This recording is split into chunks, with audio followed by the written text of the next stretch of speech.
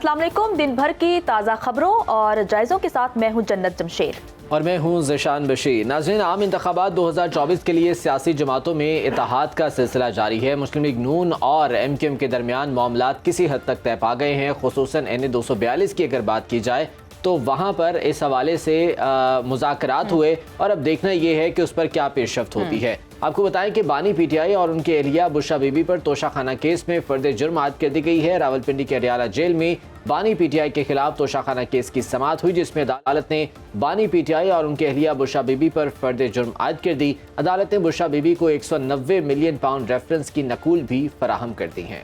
बिल्कुल।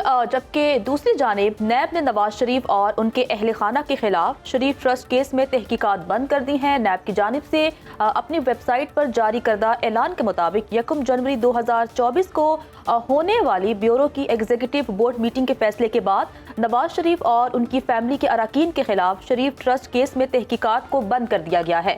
इन केसों में शरीफ फैमिली पर खुफिया तौर पर शरीफ ट्रस्ट में करोड़ों रुपए वसूल करने का इल्जाम था। ये इल्जाम भी आयद किया गया कि ट्रस्ट के खातों का ऑडिट नहीं कराया गया और रकूम में खुर्द बुर्द की गई है। नैब ने शहबाज शरीफ हुकूमत की जानिब से तरमीम शुदा नैब एक्ट 2022 31B के तहत तहकीकात बंद की हैं। इसी बारे में बात करने के लिए हमारे साथ मौजूद हैं एडवोकेट डॉक्टर खालिद रांझा साहब, माहिर कानून हैं। बहुत शुक्रिया खालिद रांझा साहब आपके वक्त का। एडवोकेट शमीम मलिक साहब भी हमारे साथ मौजूद हैं, वो भी माहिर कानून हैं। अब दोनों मेहमानों को खुशामदीद कहते हैं। खालिद रांझा साहब, पहले आपकी जानिब आऊँगा। ये शरीफ ट्रस्ट केस में तहकीकात बंद कर दी गई हैं और कहा यह गया है कि जो नैब का तरमीम शुदा एक्ट 2022 की सेक्शन 31B है उसके तहत इन्वेस्टिगेशंस को ख़त्म किया गया है। इस बारे में क्या तबसरा करेंगे और ये जो सेक्शन 31B है ये क्या कहता है? दरअसल इसमें तो ये जो तरमीम की गई है, अगर आप तबसरा सुने माजी का, तो ये जो तरमीम की गई थी ये की गई थी मियां नवाज शरीफ को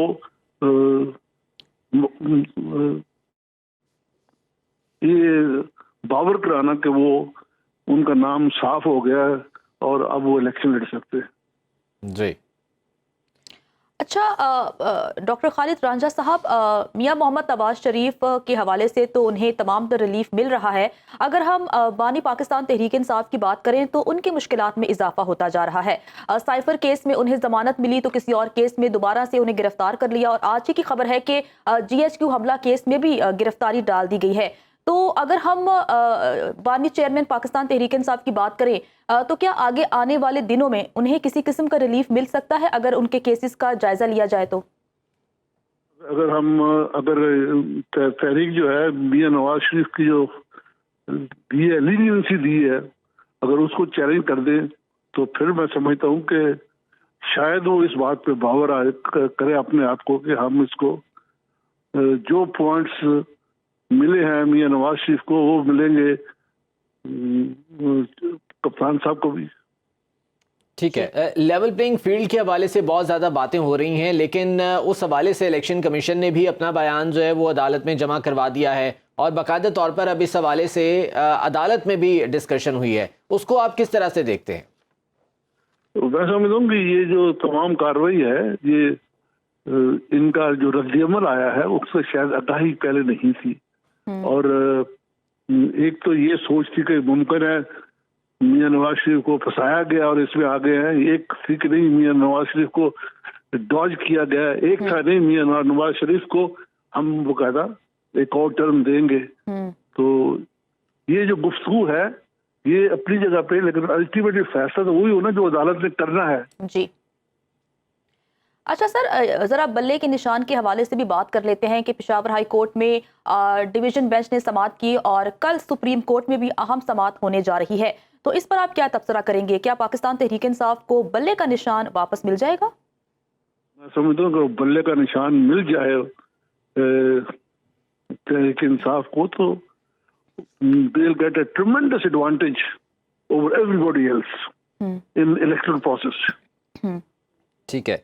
खालिद रंजीत साहब साथ ही मौजूद रहिएगा। एडवोकेट शमीम मलिक साहब भी हमारे साथ मौजूद हैं, उन्हें भी शामिल गुफ्तगू कर लेते हैं। मलिक साहब, ये बताइएगा कि 190 मिलियन पाउंड रेफरेंस में तोशाखाना में बाकायदा तौर पर अब फ़र्द जुर्म आयद कर दी गई है। क्या पेशरफ्त मुतवक्के है इसमें मुमकिना तौर पर, और कितना सिग्निफिकेंट है इसमें ये फ़र्द जुर्म आयद हो जाना और इसके बाद दीगर कार्रवाई? देखिए, क्रिमिनल ट्रायल कोई भी हो उसमें फर्द जुर्म तो आयद होना ही था, और ये जो फर्द जुर्म आयद हुई है इसका मतलब ये है कि इसके बाद अब एविडेंस लीड करेगी प्रोसिक्यूशन, और उसके ऊपर जो डिफेंस लॉयर हैं वो क्रॉस एग्जामिनेशन करेंगे, और ये एक लंबा प्रोसेस होगा जो चलेगा। मेरा ख्याल अभी जो फौरन जो मसला है इलेक्शन वाला, उसके ऊपर तो इसके कोई रेपरकशंस नहीं होंगे। मलिक साहब, ऑल्टरनेटिवली जो इस हवाले से तोशाखाना केस में सज़ा तो मअतल थी, और ये जो फैसला है उसको भी मअतल करने के लिए अदालत से रुजू किया गया था, लेकिन फौरी तौर पर रिलीफ नहीं मिल सका वहाँ पर बानी पीटीआई को। तो क्या इसमें अब वो चीज़ सामने आ सकती है? देखिए, अब तो इस वक्त तो ये तो उससे पहले था जब कागजात जमा हो रहे थे और वो कैंडिडेट होते या ना होते, तो मेरा ख्याल अब तो उसमें कोई इम्कान जाहिर नजर नहीं आ रहा कि he will be contesting election in the upcoming election. तो उसमें मुझे नहीं लगता कि इसके ऊपर कोई असरात होंगे, और ये एक ट्रायल है और इसको ट्रायल की तरह ही देखना चाहिए। अल्टीमेटली जब ये ट्रायल चलेगा उसके बाद जो भी होगा उसके जरूर रेपरकशन होंगे। अच्छा सर, लेवल प्लेइंग फील्ड के हवाले से भी बात कर लेते हैं कि पाकिस्तान तहरीक इंसाफ के तहफ़्फ़ुज़ात हैं, सुप्रीम कोर्ट में केस भी चल रहा है, तो इस केस के पर आप क्या तबसरा करेंगे कि पाकिस्तान तहरीक इंसाफ को अदालत किस किस्म का रिलीफ दे सकती है? देखिए, लेवल प्लेइंग फील्ड के हवाले से आपने देखा कि वो जिस तरह से उनके साथ हम बेशुमार सोशल मीडिया पर भी वीडियोस चली और उनके लोगों को उठाया गया और उनको कागजात, लेकिन मेरा ख्याल है तमाम उनके कैंडिडेट जो हैं ऑलमोस्ट क्वालिफाई कर गए हैं, और उनके ऊपर जो इतराज़ात थे अदालतों ने भी उनको किया है। तो बेशक वो एक लेवल के लिहाज से सलूक किया गया, लेकिन मेरा ख्याल है वो बज़ाहिर कोई ऐसी सूरत हाल नहीं बनी। तो सर, आपको लगता है कि जिस तरह से दीगर जमातें, चूंकि इलेक्शन करीब आ रहे हैं, तो दीगर जमातें जलसे करेंगी, वर्कर्स कन्वेंशन मुनक्किद करवाए जाएंगे, तो पाकिस्तान तहरीक इंसाफ को भी उसी तरह से तमाम तर जो फैसिलिटीज हैं वो प्रोवाइड की जाएंगी? मेरा ख्याल है कि अभी तो अनाउंस किया है PMLN ने भी कि अभी वो अनाउंस जा रहे हैं जलसे, लेकिन के लिए जलसा जुलूस करना नायब मुश्किल होगा, और मेरा ख्याल है कि सब टफ टाइम जो है वो मेरा ख्याल है कि अगर आ जाए तो बराबर होनी चाहिए। ये नहीं होना चाहिए किसी पार्टी को आप डिस्क्रिमिनेट करें और उनको मौका ना मिले जो बाकी पॉलिटिकल पार्टी। ठीक है, शमीम मलिक साहब साथ ही मौजूद रहिएगा। खालिद रंजीत साहब, तोशाखाना केस में ये जो फ़र्द जुर्म आयद की गई है, यही सवाल मैंने शमीम मलिक साहब के सामने भी रखा था कि उसमें जो फैसला है उसको मअतल करने के हवाले से अदालत से रुजू किया गया था PTI की जानिब से, लेकिन उसमें रिलीफ नहीं मिल सका। अब जब ये फ़र्द जुर्म आयद हो गई है तो क्या ऑल्टरनेटिवली अब PTI जा सकती है दोबारा से उसी केस में कि ये फैसला जो है तोशाखाना का ये मअतल किया जाए, क्योंकि सज़ा तो ऑलरेडी मअतल है? ये सजा, ये जो फैसला है मुअत्तली का, ये इसे हम कहते हैं इंटरिम ऑर्डर, इसके खिलाफ यकीनन कार्रवाई हो सकती है। वो बेसिकली जो बहस हो रही है वो ये है कि इस केस को क्वाश किया जाए, और ये ट्राइबल बाय डिफरेंट कोर्ट है, इनके पास इख्तियारात नहीं है। ये जो भी उन्होंने पॉइंट लिया, तो ये जो है ये पॉइंट दोबारा भी रेज किया जाता है अपील के बीच में, और अहम मुमकिन है कि जो ऊपर वाला अदारा है कोई या सुप्रीम कोर्ट है जो भी, कि इसको कहे कि इलेक्शन के बाद इसको रखा जाए, तो बात खत्म हो जाती है फिर। ठीक है, तो इसमें किसी भी किस्म का कोई रिलीफ मिलने की ताहाल उम्मीद नहीं है PTI को, साबिक चेयरमैन PTI को? इस केस को क्वाशमेंट तो मुश्किल लगती है, लेकिन ये कह सकते हैं कि इसकी समाप्त जो है ये इलेक्शन के बाद की जाए। अच्छा सर, अगर हम GHQ हमला केस की बात करें, आज उन्हीं केस में साबिक चेयरमैन तहरीक इंसाफ गिरफ्तार किया गया है। ये केस कितनी मुश्किलात पैदा कर सकता है बानी पाकिस्तान तहरीक इंसाफ के लिए? जहाँ तक इलेक्टोरल प्रोसेस का तल्लक है वहाँ तो कोई कुछ नहीं होगा इस केस से, क्योंकि it is a long way to go. लेकिन मुश्किलात तो होगा इन पब्लिक परसेप्शन, लेकिन इस इशू में इतनी बहस हो चुकी है पिछले 2 महीने में कि मेरा है ना, इमरान खान को अब कोई कैंपेन की जरूरत नहीं रही। ये जो कमेंट्स आए हैं ऑन टीवी, इन्होंने इस बात की तशहीर दे दी है कि it is by itself like a campaign being run by government in favour of Imran Khan. ठीक है। शमीम मलिक साहब, जो शरीफ ट्रस्ट केस में तहकीकात ख़त्म की गई हैं, नैब का तरमीम शुदा एक्ट 2022 सेक्शन 31B के तहत इन इन्वेस्टिगेशंस को अब ख़त्म कर दिया गया है, इसको आप किस तरह से देखते हैं, ये फैसला नैब की जानिब से जो किया गया? ये जो नैब का इदारा है, इसको तो मैं इसी नजर देख सकता हूँ कि जब भी जिस की भी आम ट्विस्ट करनी हो उसके खिलाफ इसको इस्तेमाल करें, और जब किसी चीज देना इसको इस्तेमाल करें। हमने देखा नैब ने PMLN के लोगों के खिलाफ केसेस बनाए तो बड़ी शक्ति बनाए, बड़ी पर्पस एविडेंस है, और जब वो रिलीफ देने की बारी आई तो उन्होंने खुद जाके वहां पे स्टेटमेंट्स दे दी, और वहां पे तो जो लेजिस्लेशन भी होती है इसमें इख्तियारात दिए जाते हैं या इनसे लिए जाते हैं। बड़ी बदकिस्मती की बात है, वो किसी न किसी एजेंडा के ऊपर होती है। आज एक विक्टिम होती है पॉलिटिकल पार्टी, कल दूसरी होगी, और जो विक्टिम होती है दूसरी पॉलिटिकल पार्टी उस पर ताली बजाती है, और अगली बार वो पहले वाले ताली बजा रहे होते हैं। पॉलिटिकल पार्टीज को भी सोचना चाहिए कि किस तरह हम ये एक दूसरे के खिलाफ इस इदारे को इस्तेमाल करते हैं, और उसके बाद खुद उसका विक्टिम बनते हैं। तो फिर मलिक साहब, हर पार्टी जब भी वो अब हुकूमत में आती है, बरसर इक़्तिदार आती है, उससे पहले बातें ये की जा रही होती हैं कि पॉलिटिकल विक्टिमाइजेशन हो रही है नैब के ज़रिए, नैब को ख़त्म होना चाहिए, लेकिन इस सिलसिले में अमली तौर पर कोई भी पार्टी इक़दाम नहीं उठा पाई। इसकी क्या वजह आप देखते हैं? आप देखिए ना, यही मसला है कि जब खुद ये विक्टिम बनती है जो भी पॉलिटिकल पार्टी, उस वक्त वो ये कहती है, जो भी अपोजिशन में होते हैं वो ये कहते हैं कि नैब के कवानीन को खत्म करना चाहिए। जब भी खुद पावर में आने वाले होते हैं या आ जाते हैं, वो इस समय यही वो टूल है जिसको इस्तेमाल करके हम फिर अपोजिशन को जो है वो खरीदना है और उसको कंट्रोल करना है। और जो हमारा एक माइंडसेट है पार्टीज का या पॉलिटिकल लीडर्स, ये बदकिस्मती से ये माइंडसेट ही वजह है इसकी कि आज हम यहाँ पे खड़े हैं और हम दुनिया में मजाक बने हुए हैं। तो हमारा एक पॉलिटिकल सिस्टम जो है वो चैलेंज है इसको, और इस वक्त हम उसको डिफेंड करने के काबिल भी नहीं रहे। तो मैं ये समझता हूँ ये माइंडसेट है जिसको चेंज होना चाहिए। दे बस बिकम मैच्योर नो, और ये मैच्योर पॉलिटिशियंस एक दूसरे को स्पेस दें और काम की बुनियाद पर, परफॉर्मेंस की बुनियाद, ताकि कल को वोटर भी उनकी परफॉर्मेंस की बुनियाद पर उनको वोट दें, ना कि आप तो इलेक्टोरल सिस्टम से ही बाय कर दें, उस प्रोसेस से ही बाय। ठीक है।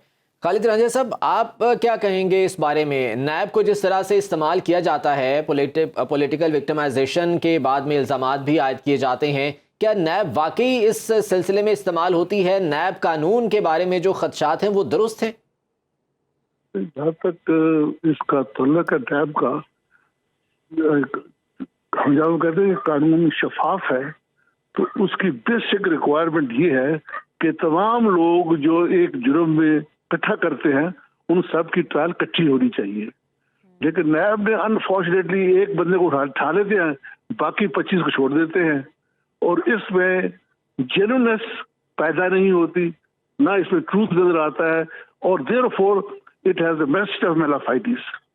जिस बंदे को खराब करना हो उसका नाम दे देते हैं नैब को, और नैब जो है उसकी जो तफ्तीश का अंदाज है वो ज्यादा लोगों को मुश्किल में डालना है, जिस्मानी में हो या ज़हनी हो, लेकिन टॉर्चर इज देयर। और आई विश के इसी वजह से कहते हैं कि जी इस कानून को चूंकि ये मिस यूज होता है, therefore it should be abolished. Ranjha साहब, जो नैब कानून है, क्या इसको बेहतर किया जा सकता है या इसको ख़त्म करना ही इसका हल होगा? मैं बतौर शहरी कहता हूँ कि इस लॉ को बिल्कुल ख़त्म करना चाहिए, और इस जो एंटी करप्शन लॉ है उसको दांत दे दो और उसको इस्तेमाल करो, उसको ताकतवर बना दो, ताकि इस एंटी करप्शन जो है वो उसको रोका जा सके। ठीक। शमी मलिक साहब, आपकी राय क्या है इस बारे में? क्या इस सिलसिले में लेजिस्लेशंस होनी चाहिए कि हम एंटी करप्शन लॉ को ज़्यादा मजबूत करें बजाय इसके कि नैब के जो है वो कानून का इस्तेमाल किया जाए और बाद में फिर तहफ़्फ़ुज़ात और ख़दशात भी सामने आए? देखिए, पाकिस्तान की तमाम बार एसोसिएशन है, इनका ये रहा है कि जो आपका मेन स्ट्रीम सिस्टम है उसको स्ट्रेंथन करना चाहिए, अंदर जो लेकुनाज है उनको खत्म करना चाहिए, इन्वेस्टिगेशन को बेहतर करना चाहिए। तो अगर कोई ऐसी इम्पेडिमेंट्स या ऑब्स्टिकल्स हैं जो कि सब्सिक्वेंट ट्रायल को डिले करती हैं, ये चलने क्यों, और जो स्पेशल लेजिस्लेशन है इसको हमेशा पाकिस्तान के वकला ने है कि जब आप स्पेशल लॉ बनाते हैं तो उसके आप आर्म ट्विस्टिंग आप डिस्क्रिमिनेट करते हैं लोगों को और उसको इस्तेमाल करते हैं, उन लॉज को आप डिस्क्रिमिनेट।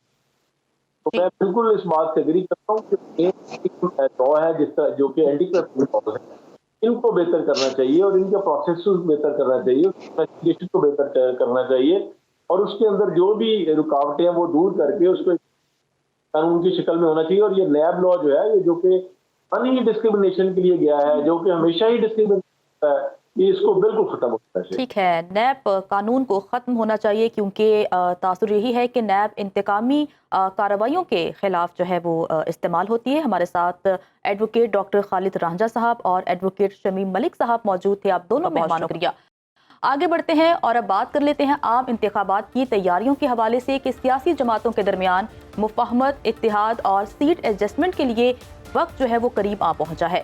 सियासी जमातें कुछ लॉ और कुछ दो की बुनियाद पर एक दूसरे से सीट एडजस्टमेंट कर रही हैं। हर सियासी जमात की ख्वाहिश है अपने मफादात की तकमील के लिए बेहतर फैसले करे। ऐसे में MQM और नून लीग में सीट एडजस्टमेंट तय पा गई है। MQM NA 242 शहबाज शरीफ को देने पर आमादा हो चुकी है और ज़राए नून लीग के मुताबिक कराची की 17 सीटें MQM और इत्तेहादियों के लिए छोड़ दी गई हैं। MQM मलिक की 3 नशिस्तों पर मुस्लिम लीग नून की हिमायत करेगी। ज़राए का ये कहना है कि नून लीग कराची में 5 कौमी और 11 सूबाई नशिस्तों पर अपनी उम्मीदवार लाएगी। अंदरूनी सिंध में GDA और नून लीग के साथ 8 से 10 नशिस्तों पर सीट एडजस्टमेंट हो गई है। GDA बशीर मेमन की हाला वाली नशिस्त पर मुस्लिम लीग नून की हिमायत करेगी। GDA शहबाज शरीफ के नशिस्त पर मुस्लिम लीग नून की हिमायत करेगी। इसी बारे में बात करने के लिए हमारे साथ मौजूद हैं एनालिस्ट माजिद निज़ामी साहब। निज़ामी साहब, बहुत शुक्रिया आपके वक्त का। MQM के हवाले से तो पेशरफ्त हमने देखी है। NA 242 का जो मामला था, जहां मुस्तफ़ा कमाल और शहबाज शरीफ एक ही सीट पर मौजूद थे, वहां पर तो एडजस्टमेंट हो गई है। IPP के साथ अभी बेल मुंडे चढ़ती नज़र नहीं आ रही। क्या देखते हैं आप, क्या IPP से मामलात पंजाब में तय पा जाएंगे? चूँकि लाहौर में, पंजाब में मुस्लिम लीग नून के लिए कुछ मुश्किल दिखाई देती है यहाँ पर। बहुत शुक्रिया। इस्तेहकाम पाकिस्तान पार्टी का मामला ये है कि वो कोई नजरियाती जमात नहीं है, बल्कि वो इलेक्टेबल्स का एक ग्रोह है जो अब ये बताना चाह रहे हैं कि हम अपनी जद्दोजहद के जरिए आगे आना चाहते हैं। तो IPP के हवाले से उनके जितने भी लोग हैं वो सारे अपने अपने हलकों में असर व रसूख रखते हैं। पहले वो असम्बलियों का हिस्सा रह चुके हैं, उनके पास धड़ों की हमायत है, बरादरियों की हमायत है। तो इसलिए उन्होंने गुज़िश्ता 16 महीने के अंदर मुस्लिम लीग नून के साथ कोऑपरेट भी किया है, शहबाज शरीफ की गवर्नमेंट का हिस्सा भी रहे हैं। अब इस सारे मंजर को देखते हुए जब मुस्लिम लीग नून के पास ये चॉइस आती है कि उनमें से वो फैसलों का इंतखाब कैसे करे, तो हमने देखा कि जो जुलाई के इलेक्शंस थे जिसमें मुस्लिम लीग नून ने इन लोगों को टिकट्स दिए और उन हलकों के अंदर मुस्लिम लीग नून को शिकस्त हुई, तो एक ये तासुर बन गया कि शायद मुस्लिम लीग नून के कारकुन ने उन लोगों को कबूल नहीं किया। इसके साथ साथ आम इलेक्शंस के अंदर अब देखने में आ रहा है कि उन हलकों के अंदर से मुस्लिम लीग नून को खासी मुजाहिमत का सामना है क्योंकि इंटरनल ग्रुपिंग मौजूद है। तो इस सारे तनाजुर के अंदर मुस्लिम लीग नून ये कोशिश कर रही है कि वो तमाम लोग जो नाराज हैं या नाराज हो सकते हैं उनको कुछ मुतबादिल ऑफर किया जाए। वो मुतबादिल क्या होगा? वो मुतबादिल लोकल गवर्नमेंट हो सकती है, डिस्ट्रिक्ट चेयरमैनशिप हो सकती है। इसी तरह आगे मार्च में सेनेट के इलेक्शंस आ रहे हैं। लेकिन उसमें ये जो भी हो सकता नाराजगियां है। इस वक्त सामने आ रही हैं, चाहे वो अयाज सादिक का हल्का हो या चाहे कोई और हल्का हो, मरियम नवाज वाले हल्के पे अलीम खान के साथ भी सीट एडजस्टमेंट के मामले पर अभी मामला तय नहीं पाए हैं, तो ये नाराजगियां क्या पार्टी को नुकसान नहीं पहुंचाएंगी ऐसे मौके पर जब भी इलेक्शन में जा रहे हैं? बिल्कुल, ये इसी के कोलैटरल डैमेज से बचने के लिए ये सारे काम किए जा रहे हैं। मेरा ख्याल है कि अलीम खान को शाहदरा वाली सीट पर मलिक रियाज की जगह एडजस्ट किया जाएगा ताकि मरियम नवाज को किसी मुश्किल का सामना ना हो। शेख रोहेल असगर और अयाज सादिक का तो पार्टी का अंदरूनी मामला है। जो ओन चौधरी की सीट है उसके हवाले से ये देखने में आ रहा है कि शायद उनको राना मुबश्शिर की सीट पर या ये जो मॉडल टाउन वाली सीट है यहाँ पर एडजस्ट किया जाए, लेकिन ज्यादा चांस राना मुबश्शिर का ही है। इसी तरह जहांगीर तरीन के हवाले से लोधरा के अंदर खासी मुज़ाहमत का सामना करना पड़ा नून लीग को, तो अब सुनने में ये आ रहा है कि उनको लोधरा की बजाय मुल्तान की एक सीट ऑफर की जा रही है कि वो वहां से इलेक्शन लड़ लें। तो ये तकरीबन 12 तक 3 दिन अभी मुस्लिम लीग नून के पास है, जिसके अंदर वो ये सारी अपनी सेटिंग्स कर रहे हैं, लोगों को ऑफर्स की जा रही हैं, कुछ को एमपीएस पे शिफ्ट किया जा रहा है, खुशाब के अंदर साहिवाल के अंदर इस तरह के मामला चल रहे हैं। सो ये 2 से 3 दिन में इनको मैनेज करना होगा। अदरवाइज आईपीपी के लोग लड़ेंगे, मुस्लिम लीग नून के लोग लड़ेंगे, उससे ये होगा कि फाइट 3 वे हो जाएगी। जब 3 वे फाइट हो जाती है तो फिर उसके बाद वोट टूटने का, तकसीम होने का खतरा बढ़ जाता है। ठीक है, नून लीग के पास 2 से 3 दिन है फैसला करने के लिए। अब देखना यह है कि नून लीग ने एमक्यूएम के साथ इत्तेहाद कर लिया है। अब अगली जमात कौन सी है जिसके साथ नून लीग इत्तेहाद करेगी? माजिद निजामी साहब हमारे साथ मौजूद है। सर, आपका बहुत शुक्रिया। दिन भर में वापस आएंगे ब्रेक के बाद। हमारे साथ रहिए। Welcome back. इंतखाबी हलकों की बात कर लेते हैं। गुज़िश्ता आम इंतखाबात 2018 के हल्का NA128 को आइंदा आम इंतखाबात में नई हल्का बंदियों के बाद NA120 बना दिया गया है। इस हल्के की कुल आबादी 9,37,229 नफूस पर मुश्तमिल है और इस हल्के में रजिस्टर्ड वोटर्स की तादाद 3,63,045 है। इस हल्के में अवाम के मसाइल क्या हैं, जान लेते हैं मुबशिर अली जंजुआ की इस स्पेशल रिपोर्ट में। 20 है, पीपी 151 है और साबका अगर पीपी की बात की जाए तो वो 155 बनती है। मुस्लिम लीग नून के एमएनए और एमपीए हजरात यहाँ से 3 बार मुंतखब हो के असम्बलियों में जा चुके हैं। सुई गैस, पानी, बिजली और सीवरेज का जो निज़ाम है और सड़क जो टूट फूट का शिकार है, इस हवाले से आवाम का क्या कहना है, आइए जानते हैं। ਸਾਡਾ ਇਹ ਇਲਾਕਾ ਜਿਹੜਾ ਨਾ ਮਸਾਲਿਸਤਾਨ ਦਾ ਗੜ ਬਣਿਆ ਪਿਆ ਹੈ। ਇੱਥੇ ਨਾ ਸੀਵਰੇਜ ਹੈ, ਨਾ ਪਾਣੀ ਹੈ, ਨਾ ਗੈਸ ਹੈ, ਨਾ ਬੱਤੀ ਹੈ, ਨਾ ਪਾਣੀ ਹੈ, ਕੋਈ ਚੀਜ਼ ਨਹੀਂ। ਅਗਰ ਪਾਣੀ ਹੈ ਤੇ ਉਹ ਮੇਰਾ ਖਿਆਲ ਹੈ ਪਬਲਿਕ ਹੈਲਥ ਇੰਜੀਨੀਅਰਿੰਗ ਵਾਲਿਆਂ ਦਾ 700 ਰੁਪਇਆ ਮਹੀਨੇ ਦਾ ਉਹ ਸਾਡੇ ਕੋਲੋਂ ਬਿੱਲ ਲੈਂਦੇ ਨੇ, ਜਿਹਦਾ ਪਾਣੀ ਬਗੈਰ ਕਨੈਕਸ਼ਨ ਤੋਂ, ਬਗੈਰ ਮੋਟਰ ਤੋਂ ਪਾਣੀ ਟੈਂਕੀ 'ਚ ਵੀ ਨਹੀਂ ਚੜ ਸਕਦਾ। ਮੱਛਰ, ਮਲੇਰੀਆ, ਗੈਸ ਕੋ ਨਹੀਂ ਹੈਗੀ। ਬੀਬੀਆਂ ਵਿਚਾਰੀਆਂ ਰੋਟੀਆਂ ਪਕਾਉਣ ਤੋਂ ਆਦਰ ਨੇ। ਜਦੋਂ ਦੇ ਇਲੈਕਸ਼ਨ ਹੋਏ ਅਸੀਂ ਆਪਣਾ ਐਮਪੀਏ ਦੀ ਸ਼ਕਲ ਤੱਕ ਨਹੀਂ ਵੇਖੀ ਕਿ ਉਹਦੀ ਸ਼ਕਲ ਕਿਸ ਤਰ੍ਹਾਂ ਦੀ ਹੈ। ਵੋਟ ਲੈ ਕੇ ਚਲੇ ਗਏ ਨੇ ਲੇਕਿਨ ਅਸੀਂ ਉਹਦੀ ਸ਼ਕਲ ਤੱਕ ਨਹੀਂ ਜਾਣਦੇ। ਮਲਕ ਇਹਨਾਂ ਨਾਂ ਸੁਣਿਆ कि उनका नाम मलक हबीब है। आज तक तो ना पानी का निज़ाम ठीक किया है, ना सीवरेज का निज़ाम ठीक किया है और ना तो यहाँ पे गैस आ रही है। बच्चों का स्कूल में जाना जो है ना वो मुश्किल हो गया है। बाबा जी यहाँ पे कुछ कहना चाह रहे हैं, इनसे जानते हैं। बाबा जी क्या कहना चाहेंगे? गैस आ रही है आपकी? बिल ਅਸੀਂ ਤੁੰਨ ਕੇ ਤਾਰ ਰਹੇ 2500 4,000 5,000 10,000 तो सानू 3 महीने हो गए गैस नहीं आ रहा। क्या आपने कभी कोई एमएनए एमपीए हजरात यहाँ पे आते हुए कभी देखा है? सर हमने कभी नहीं देखा है, ना कभी इधर कोई आया ना कोई आता ही है। 2 महीने से 3 महीने से बिल तारे, ना गैस आती है ना बत्ती आती है। 1 घंटा बत्ती जाती है, 1 घंटा आती है। अगर कोई इधर बारिश पड़ जाए तो 6 महीने वो बारिश का पानी नहीं खत्म होता। अच्छा भाई ये बताएं, सीवरेज की वजह से किन मुश्किलात का आपको यहाँ पे सामना करना है? कोई जनाजा आ जाए तो बड़ी मुश्किल से जनाजा जाता है। जनाजा बहुत मुश्किल से इतना चीज होता है। बताएं यहाँ पे जो मसाइल हैं उनके अजाले के लिए कभी कोई यहाँ पे कैंडिडेट आया है? कैंडिडेट तो भाजी दूर दूर तक कोई नहीं दिसता भी। जो भी कोई मुसीबत फसे कोई परवाह नहीं किसी ने भी। वोट लेने ने फिर कोई शक्ल दिसती, वरना नहीं कोई नहीं। अच्छा बिल्कुल। अब ये देखें अवाम की आवाज़ तो आपने सुनी। अब कुछ और इलाकों में भी चलते हैं जहाँ पे गैस और सीवरेज के मसाइल हैं। कुछ और अवाम से जानने की कोशिश करते हैं कि उनका इस हवाले से क्या कहना। ना गैस आ रही, ना बिजली है, ना कारोबार है, ना आटा है, राशन कोई नहीं है। तो गरीब किधर जाना है? देखो आवाम तो ਲੱਕੜਾਂ ਲੱਭ ਲੱਭ ਮਰਦੇ ਨੇ। ਕਾਰੋਬਾਰ ਦੇਣ, ਕੋਈ ਕੰਮ ਦੇਣ, ਰਾਸ਼ਨ ਦੇਣ, ਗਰੀਬਾਂ ਨੂੰ ਵੰਡਣ, ਮਾਮ ਖਾਣ, ਦੁਆਵਾਂ ਦੇਣ। ये हमारी सड़क मंजूर हो चुकी थी। सुहेल असगर को जब ये पता चला कि ये हल्का बंदी नहीं आ रही है, ये हल्का मेरे हल्के से निकल रहा है, तो उसने ये हमारा काम रुकवा दिया, बल्कि वो डेवलपमेंट काम दूसरे हल्के में जाके किए।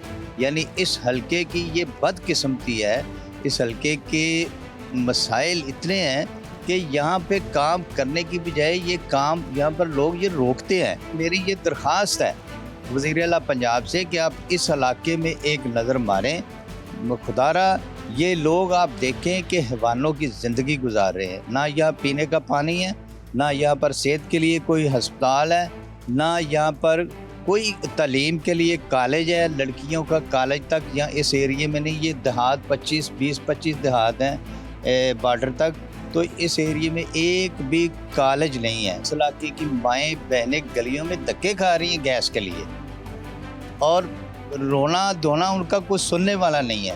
15-20 मिनट आती है, 2-3 घंटे लाइट चली जाती है, कोई पता नहीं है कब आती है कब जाती है।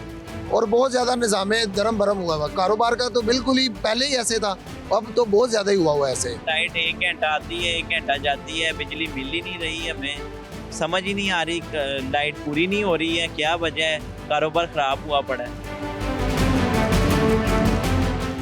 अवाम ने शदीद गमो गुस्से का इजहार करते हुए बताया कि बिजली की लटकती तारें किसी भी वक्त बड़े हादसे का सबब बन सकती हैं। अगर गैस की बात की जाए तो गैस इंतज़ामिया की जानिब से 2-2, 3-3 रोज़ गुजर जाने के बावजूद गैस हम लोगों को मैसर नहीं है। और अगर वासा हुकाम की बात की जाए तो वासा हुकाम भी यहाँ पे दिखाई नहीं देते। वासा हुकाम का जो सीवरेज का निज़ाम है बिल्कुल दरम भरम है, और उसके साथ जो सड़क है वो टूट फूट का शिकार है। वापस आएंगे ब्रेक के बाद, हमारे साथ रहिए।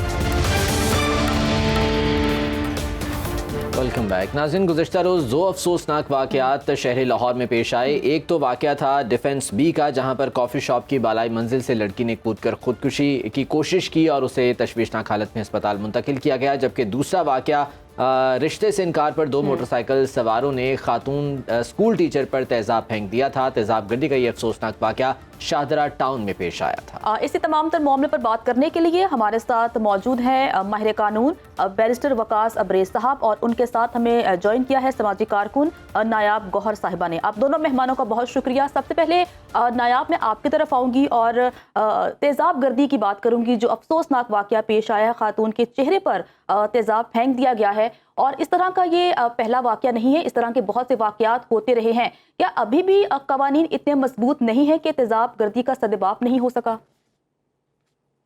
जी बहुत शुक्रिया। अभी हाल ही में एक रिपोर्ट शाया हुई है जिसके अंदर पाकिस्तान के अंदर ये जो तशद्दुद के जो वाक़यात हैं, ख़ास तौर पे ख़वातीन के साथ जो तशद्दुद के वाक़यात पेश आते हैं, उनको एक एपिडेमिक का नाम दिया गया है कि एक साइलेंट एपिडेमिक चल रहा है पाकिस्तान के अंदर, जो ये जिनसी तशद्दुद और घरेलू तशद्दुद, मुख्तलिफ चीज़ें, ये जो वाक़यात हैं।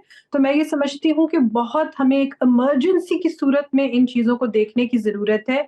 अगर मैं कानून साजी की बात करूँ तो पाकिस्तान के अंदर तशद्दुद के हवाले से काफ़ी ज़्यादा जो है वो कानून साजी मौजूद है, लेकिन मैं ये समझती हूँ कि ऑफ कोर्स इसको प्रायोरिटाइज करके इसकी इम्प्लीमेंटेशन के ऊपर हमें ज़्यादा गौर करने की ज़रूरत है। और साथ ही साथ जो हमारे समाजी रवैये हैं, देखिए हमें ये सोचना है कि एक इंसान जो है वो इतना ताकतवर या अपने आप को कानून से, माशरे से इतना ऊपर कैसे समझ सकता है कि वो एक छोटे से इनकार की बेसिस पर किसी और इंसान की जिंदगी तबाह करने को तैयार है।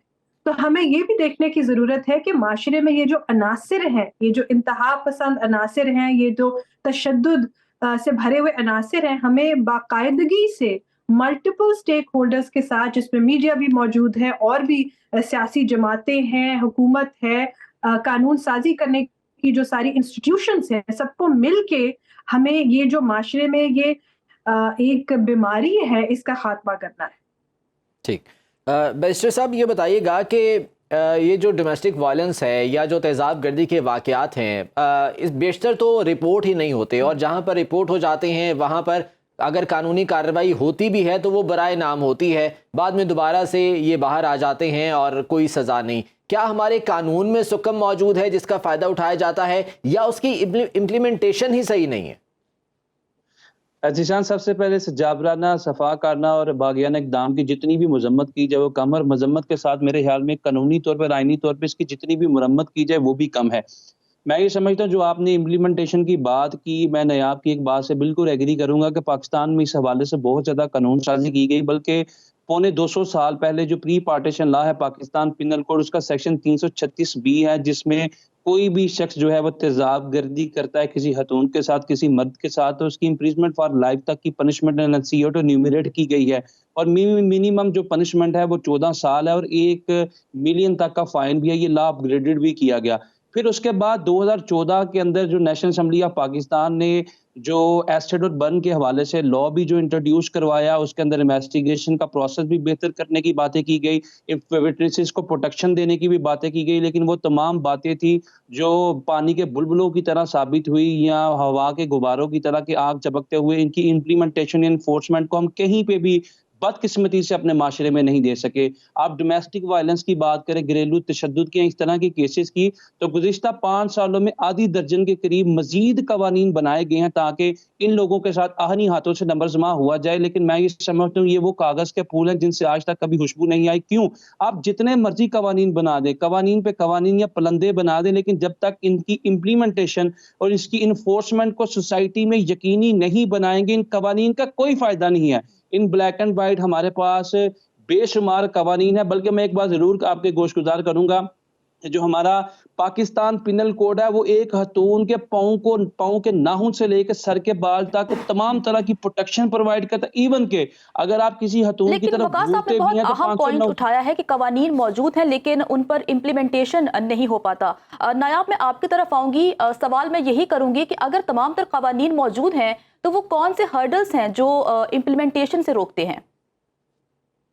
जी, ये बहुत अच्छा सवाल है। देखें, सिंपल सी बात है, हमें ये देखना है कि माशरे में कौन से ऐसे अनासिर हैं जो इस तरह के जराइम को पैदा करते हैं, और फिर जब इस तरह के जराइम हो जाते हैं तो वो कौन से हर्डल्स हैं कि जो किसी विक्टिम या सर्वाइवर के लिए मुश्किलात पैदा करता है। सबसे पहली बात तो ये है, अगर आप घरेलू तशद्दुद का लिटरेचर देखें, जितनी भी तहकीक हुई है, कि माशरे में एक ऑफ कोर्स जिसे हम कहेंगे जेंडर्ड पावर इम्बैलेंस है, यानी कि खवातीन जो हैं उनको काफी हद तक कमजोर या कमतर तस्वुर किया जाता है, और उनकी जो चॉइसेस हैं, जिस तरह आपने ये जो हमें एक इंसिडेंट बताया, इसमें खातून ने अपनी चॉइस जो है उसको एक्सरसाइज किया, तो उनकी चॉइस को इतनी वो अनएक्सेप्टेबल है, जबकि हमारा मजहब, हमारे जो सकाफत भी है, उसमें भी शादी का जो फैसला है उसमें खातून को पूरा हक है कि वो अपनी चॉइस एक्सरसाइज करे। लेकिन क्योंकि यहाँ पर हम खवातीन की चॉइसेस को अभी तक से हमने नॉर्मल नहीं बनाया, तो इस वजह से ये अना के मामले बीच में आ जाते हैं और जो पिदरसिरी निजाम है वो बीच में आता है। नंबर 2, जब ऐसा कोई हादसा हो जाता है तो फिर उसके बाद जो विक्टिम या सर्वाइवर है उसके लिए एक लंबी जंग शुरू होती है। हमारे यहाँ जो रियासत है वो विक्टिम्स को फैसिलिटेट करने की बजाय बहुत रुकावटें होती हैं, माशरे में विक्टिम ब्लेमिंग होती है। हमने बड़े बड़े हाई प्रोफाइल केसेस में देखा है, चाहे वो नूर मुकद्दम का केस हो, चाहे वो सारा इनाम का केस हो, कि लोग ये कहते हैं कि ये बाहर क्यों फिरती हैं, ऐसे क्यों करती हैं, इधर क्यों जाती हैं, तो वो हौसला अफजाई नहीं होती विक्टिम की। साथ ही साथ जो पूरा प्रोसेस है जस्टिस का, FIR रजिस्टर करवाने बात कर रही हैं मेल डोमिनेंट सोसाइटी, इसकी ये भी एक बहुत बड़ी वजह है। हम वक्त हमारे पास ख़त्म हो गया है नायाब, माजरत के साथ आने वाले प्रोग्राम्स में कोशिश करेंगे इस हवाले से मज़ीद तफसील से बात करें और इस टॉपिक पर मज़ीद डिस्कशन कर सकें। बैरिस्टर वकास अब्रेज़ साहब, आपका नायाब गौहर हमारे साथ मौजूद थी, आपका बहुत शुक्रिया। और नाज़रीन, आज के प्रोग्राम से इतना ही। खुदा हाफिज़।